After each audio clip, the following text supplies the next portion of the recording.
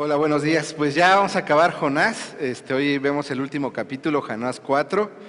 Dentro de 8 días vamos a empezar una serie acerca de Tesalonicenses, los dos libros, primera y segunda de Tesalonicenses. Pues la verdad es que, a lo mejor porque yo prediqué, ¿no? Pero me emociona mucho este libro, ¿no? Lo que hemos estado aprendiendo acerca de Jonás. Y un resumen, cada semana he hecho un resumen muy cortito, primero, segundo capítulo, pero sobre todo para que recuerdes lo que sucedió en el capítulo 3. Recordemos que Jonás recibe una misión dada por Dios, que es ir a Nínive y compartir algo con esa nación. Y Jonás, como profeta de Dios, pues tenía esa tarea.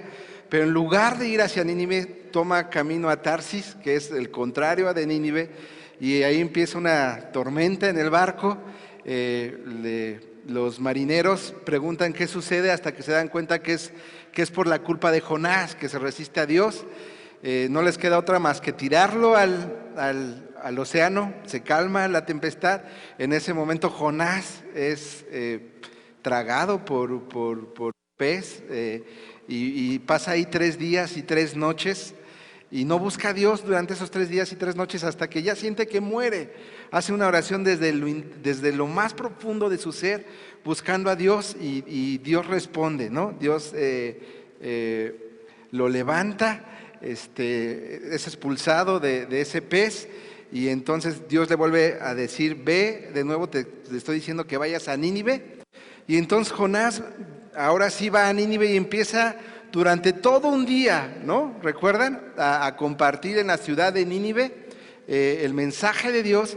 Pero lo impresionante es que esta ciudad, que Nahum nos ha dicho que que practica hechicerías, que hay violencia, que hay asesinatos dentro de ella, esta ciudad se arrepiente, cambia su mal camino y vuelve su rostro a Dios, y entonces Dios los perdona, ¿no? Dios muestra misericordia con esta ciudad y dice: por cuanto ustedes se han arrepentido, han creído en mí y se han vuelto de su mal camino, yo no voy a enviar destrucción a ustedes. Y es impresionante cómo el rey de Nínive manda a que todos entren en ayuno, inclusive aún el ganado, ¿no?, que ellos tienen, también entran en ayuno. Y les decía que es la única vez que yo recuerdo que los animales también entran en ayuno.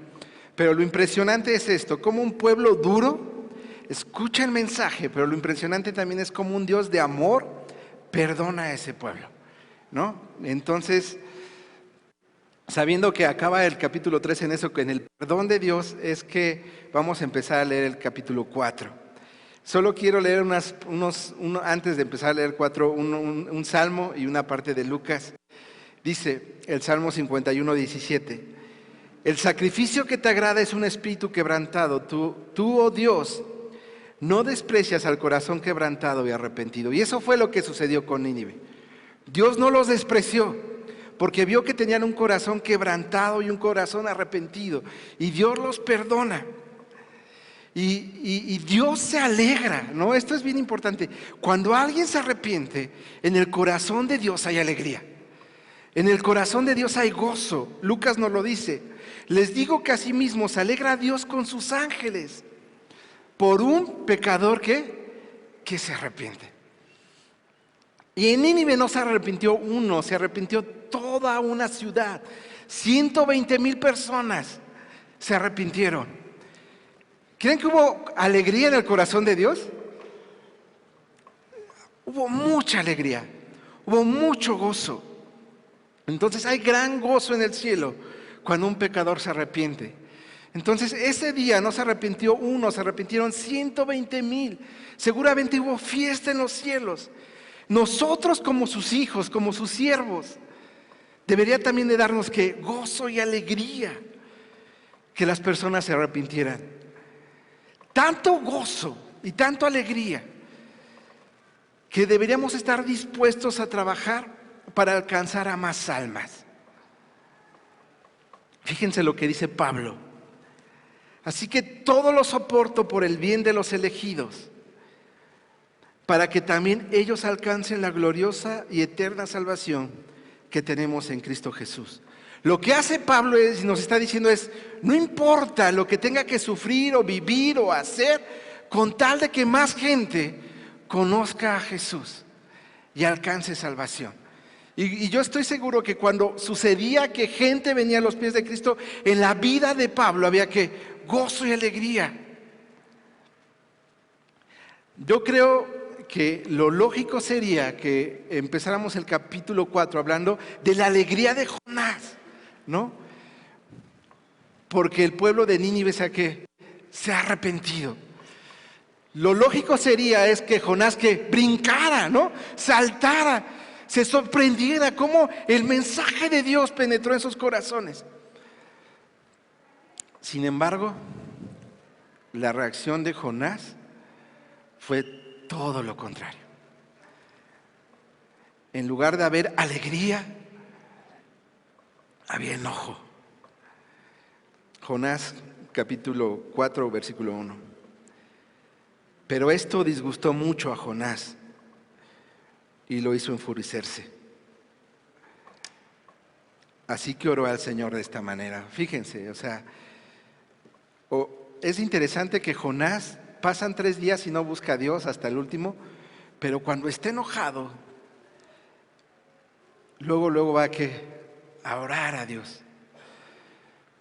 Y también abre su corazón a Dios, pero en esta ocasión no nos muestra algo bonito de Jonás, sino dice, oh Señor, ¿no era esto lo que yo decía cuando todavía estaba en mi tierra? Por eso me anticipé a huir a Tarsis, pues bien sabía que tú eres un Dios bondadoso y compasivo, lento para la ira y lleno de amor, que cambias de parecer y no destruyes. Así que ahora, Señor, y fíjense, su enojo era tal que pide esto, te suplico que me quites la vida. Prefiero morir que seguir viviendo. Es impresionante, ¿no? Jonás se enoja, pero no es un enojo pequeño, sino es un enojo en el cual inclusive le pide a Dios morir, porque Nínive se ha arrepentido y Dios los ha perdonado. Y pregunta a Dios, a Jonás, ¿tienes razón de enfurecerte tanto? Le respondió el Señor. Ya fíjense, en Jonás hay disgusto, hay enojo, hay rechazo a Dios mismo. Porque Jonás dice, yo sé que tú eres un Dios bondadoso y compasivo. Lo que está haciendo Jonás en su enojo es rechazar a Dios mismo, ¿no? Yo ya sé que tú eres así y prefiero que morir. Rechaza el carácter de Dios. Desea morir. Inclusive no está dispuesto a reflexionar. ¿Qué había en el corazón de Jonás? Que estaba dispuesto a morir antes de ver a una nación siendo perdonada. Tal vez había venganza, ¿no? Y en el mundo oímos una y otra vez, pues, que te perdone quién. ¿No? Y eso no solo habla más que un corazón de venganza, no de justicia, de venganza. No solo seguramente había desprecio por Nínive, realmente Jonás odiaba a esas personas. Es lo único que a mí me lleva a la conclusión de que pueda reaccionar. ¿Cuál es el primer mandamiento que nos da Dios? ¿Ama a quién? Y luego, y a tu prójimo, ¿no? Y Jonás no los amaba. Había odio. Había venganza. ¿Por qué una persona puede reaccionar así? Había odio por Nínive, había venganza por Nínive, y ese odio lo llevó inclusive a enojarse ¿con quién? Con Dios. No solo, o sea, con el pueblo, sino con Dios mismo. Fíjate lo que dice Proverbios. La necedad del hombre le hace perder el rumbo. Jonás era alguien que se había vuelto necio en su corazón. Y no solo había perdido el rumbo, sino fíjate lo que dice Proverbios. Y para colmo, su corazón se irrita contra el Señor. Lo que nos muestra Jonás es que si nosotros en algún momento somos necios, y recuerdan que los primeros capítulos enfatizamos que muchas veces queremos hacer nuestra propia voluntad sobre la voluntad ¿de quién? De Dios. El único camino a esa necedad es que un día, tarde o temprano, no solo vamos a sentir morir, sino tarde o temprano nos vamos a irritar contra el Señor. Nos vamos a enojar con Dios mismo. Cuando nos encaprichamos en nuestro propio orgullo, antes de ser como Cristo, ¿no? Dice Filipenses, que despojando de sí mismo se hizo ¿qué? Hombre, y se humilló a sí mismo, ¿no? Y de hecho Pablo nos dice, así debe de serse ¿qué? Su sentir. Pero si nosotros nos seguimos encaprichando en nuestro propio orgullo, lo único que nos espera es irritarnos un día contra el Señor, enojarnos con el Señor. O no queremos dejar nuestro propio pecado, porque al final lo que está haciendo Jonás es pecar, ¿no? Es una manera más del pecado. Si nos encasillamos en nuestro propio pecado y lo mantenemos y no queremos ceder a él, lo único que acabamos al final es enojándonos con Dios, como le está pasando a Jonás. Y Jonás rechaza el carácter bondadoso de ¿qué? De Dios. O sea, lo que quería Jonás era, era ir a Nínive, anunciar la destrucción de Dios y que sucediera eso. Lo que quería ver Jonás con sus ojos es que realmente el pueblo de Nínive que muriera.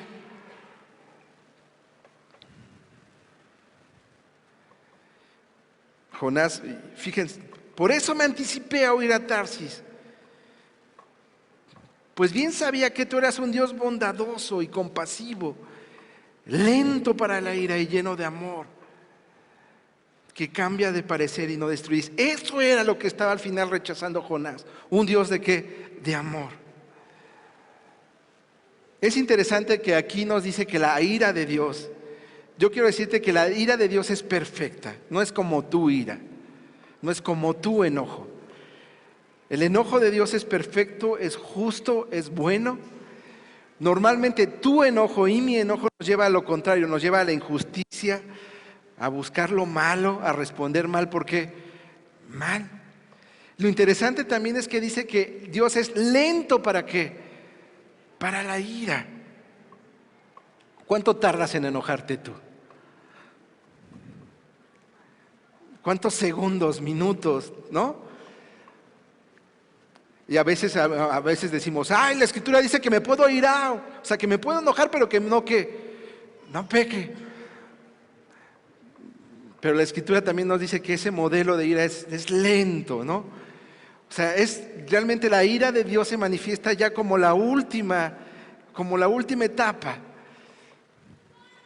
O sea, ¿cuánto tiempo tardas tú en?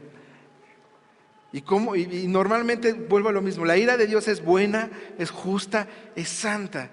Normalmente nuestro enojo nos hace hacer lo contrario, nos hace pecar, maldecir, como el enojo de ¿quién? De Jonás.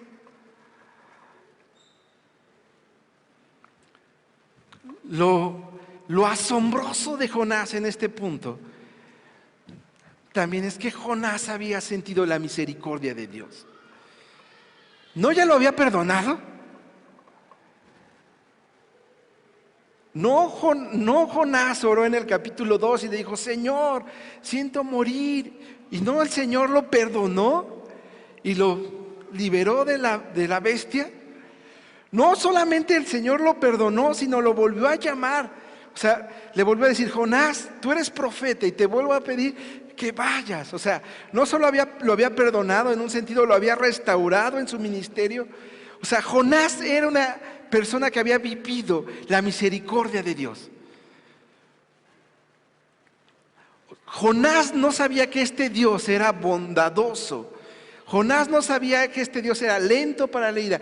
Jonás no sabía que este Dios era amor, porque lo había visto en otras personas, sino porque él mismo lo había experimentado. Porque ese Dios que estaba siendo bondadoso con Nínive, había sido bondadoso con él. Porque ese Dios que había sido lento en su ira para con Nínive, había sido lento en su ira para con él. Porque ese Dios que le estaba mostrando gran amor a Nínive, se lo había mostrado a él. Y a pesar de haber experimentado lo mismo que Nínive, el perdón de Dios, Jonás no puede gozarse por el perdón de Dios hacia Nínive.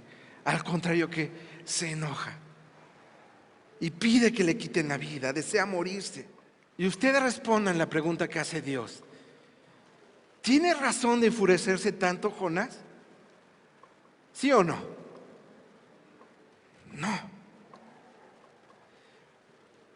Y en lugar de responder, Jonás sale. Fíjense, Jonás 5.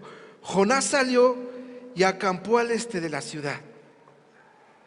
Porque Jonás sabe la respuesta es no, Señor, pero sale enojado.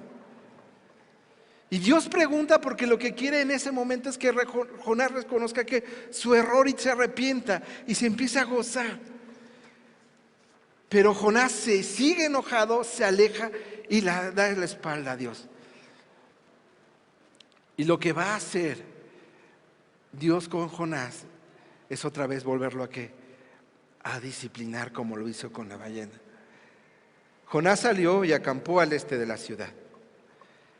Allí hizo una enramada y se sentó bajo su sombra para ver qué iba a suceder con la ciudad, para aliviarlo de su malestar. Dios el Señor dispuso una planta, la cual creció hasta cubrirle a Jonás la cabeza con su sombra. Jonás se alegró muchísimo por la planta. Muchos creen que Nínive está en lo que hoy se conoce como Irak, ¿no? En la parte de Mosul. Es un área totalmente desértica. Yo quiero que te imagines en ese lugar, en el sol, en el aire, ¿no? Lo que significa una sombra. No sé si te ha pasado que de repente estás en un lugar que hace mucho, mucho sol, ¿no? Te estás quemando y tú estás buscando un lugar a donde buscar sombra, ¿no? No me acuerdo quién me decía hace poco del reloj de Pachuca, que cuando hace mucho sol, todos están abajo, no ven que ya lo modificaron, ¿no? Todos están escondidos ahí en la sombra pero el sol de aquí es súper bondadoso comparándose a esas tierras, ¿no? Porque no solamente el sol te quema, sino la arena, o sea, entra, ¿no? Y entonces Dios hace que crezca una planta. ¿Y qué dice? Y que Jonás se alegró mucho, ¿por qué? Por la planta. Estaba totalmente alegre por la planta. Pero al amanecer del día siguiente, Dios dispuso que un gusano le hiriera y la planta se marchitó. Al salir el sol, no solamente había calor, mucho, sino Dios dispuso un viento oriental abrasador, o sea, empezó a haber un viento, pero en lugar de refrescar ese viento, que sofocaba más. Si tú algún día has estado en un lugar muy caliente, lo primero que buscas es prender el ventilador. Pero llega un momento que hace tanto calor, ¿no? A lo mejor estás a 40, 42 grados, si no lo has vivido, que en lugar de decir, apaga el ventilador, o sea, ya no quieres el ventilador porque el ventilador lo que te avienta es aire que caliente y te sofoca más, lo apagas. Entonces, no solo tenía el calor dándole encima, sino empezaba un aire totalmente caliente. Además, el sol hería a Jonás, de modo que que desfallecía. Con deseos de morir se exclamó de nueva cuenta: prefiero morir que seguir viviendo. Pero Dios le dijo a Jonás: ¿tienes razón de enfurecerte tanto por la planta? O sea, ¿tienes razón de enfurecerte tanto porque yo permití que una planta muriera? Y Jonás responde: claro que la tengo, respondió. Me muero de rabia. ¿No es increíble que Jonás tiene más consideración por una planta que por un ser humano? Acotación: vivimos en una época muy parecida. O sea, yo no estoy diciendo que cuidar a los animales está mal, que quererlos esté mal, o sea, todo eso está bien. Pero hoy vivimos en una sociedad que tiene más consideración por los animales que por seres humanos. Y de ahí podemos derivar muchas cosas, ¿no? Y no es malo quererlos, no es malo cuidarlos, no es malo protegerlos, no es malo ponerle croquetas a los animales que no tienen que comer en la calle, no es malo, es parte de la misericordia de Dios. Pero hay gente que prefiere poner croquetas para un perro que darle un pan a una persona, ¿no? Bueno, Jonás prefería la vida de una planta sobre 120,000 personas.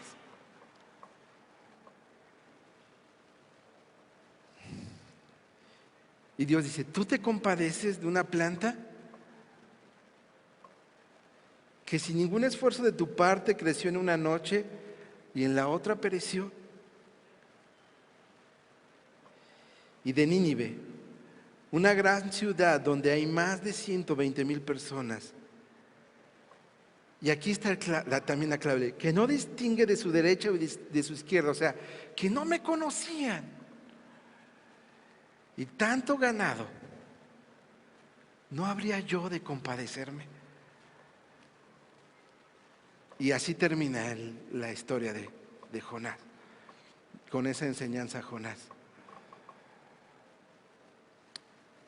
La planta nos reveló mucho del problema de Jonás. La planta le dio lástima. La planta era importante para él,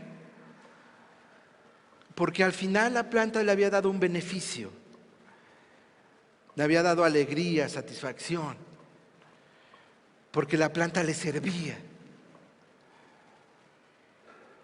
Por eso, cuando le muere la planta, hay pesar en él.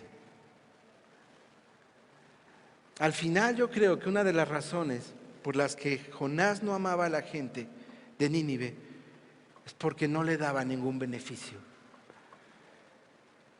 Porque a él no le beneficiaba nada si morían o vivían.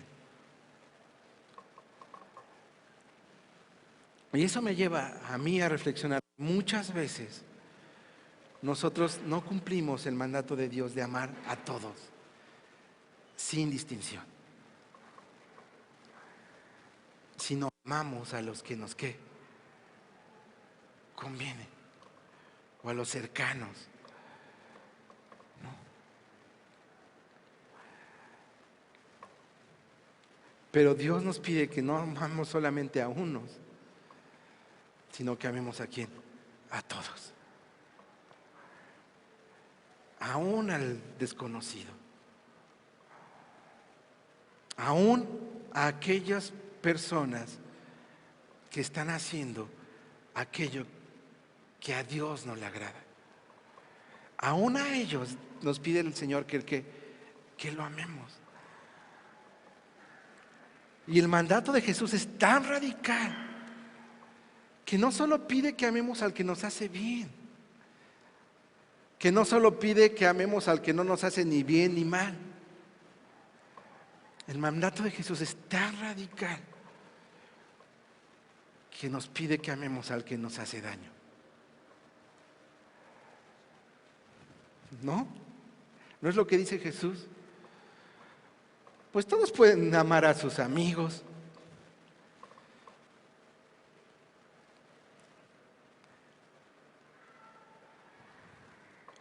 Dice, en esto serán mis discípulos, que se amen que los unos a los otros. Y el mandato de Dios no solamente es amar a nuestros amigos o a las personas, sino a nuestros enemigos. Eso es impresionante, ¿no? Eso es radical.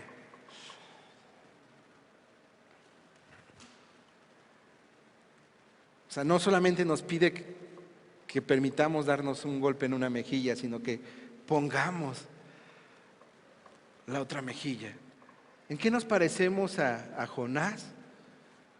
¿Y en qué somos diferentes a Jonás?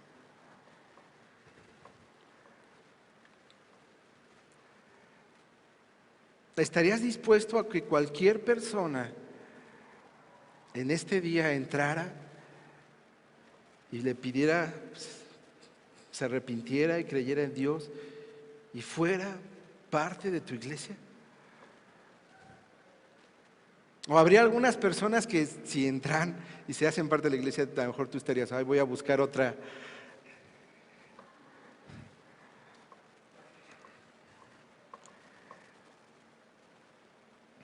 Yo creo que la historia de Jonás nos deja muchas enseñanzas.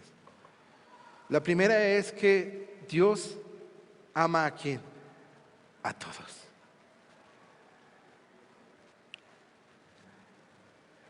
Y aunque la paga del pecado es la muerte, que es lo que le pide que vaya a Jonás a predicar a Nínive, también Dios es un Dios de gracia y de perdón.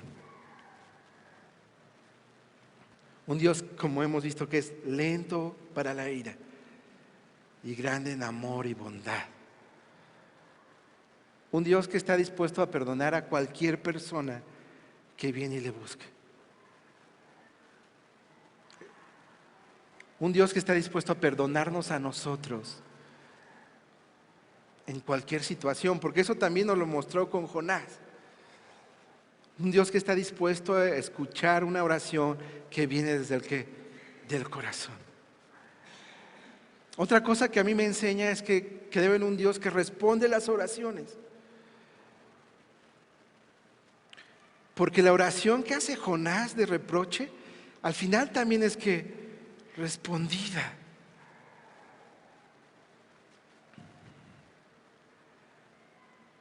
La oración que hacen los marineros es una oración que también es que respondida.